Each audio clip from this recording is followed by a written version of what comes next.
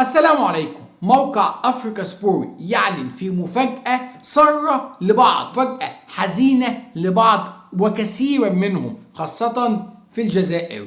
السلام عليكم واهلا بيكم في حلقة جديدة. لايك بارتاج لان في الفيديو ده عندنا اخبار مصادر موقع افريكا سبورت. افريكا سبورت بيقول ان كان 2025 اللي من المحتمل او من المقرر تنظيمها في المملكة المغربية الشريفة هي هتبقى نفس الفرق المؤهلة إلى بطولة كأس العالم 2026. ويدرس الأمر الاتحاد الأفريقي بعناية شديدة لسبب ضيق الوقت، ولم يتسع وقتا كثير للعب تصفيات أفريقيا ولعب تصفيات كأس العالم بسبب الأجندة الدولية. وكمان الاتحاد الأفريقي بيحاول يعمل السوبر ليج، فكل دوت حاجات متداخله، والاجنده الدوليه او الاجنده الافريقيه مزدحمه جدا. وافريكا سبورت بيقول ان الاتحاد الافريقي اتخذ هذا القرار بشكل شبه رسمي، والان التفاصيل، وبسبب كده تأجيل إعلان الدولة المنظمة وهي في الأرجح المملكة المغربية الشريفة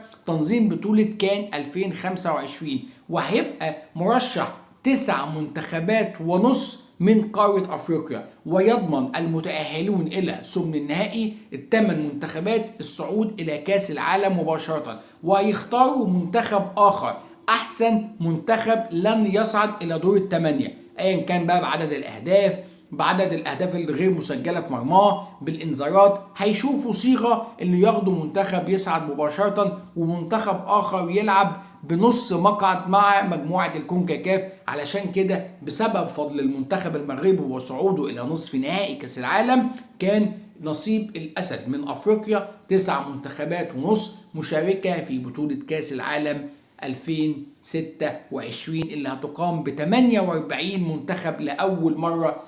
هي دي الأخبار. إن شاء الله يضمن المنتخب المغربي الصعود مباشرة إلى كأس العالم.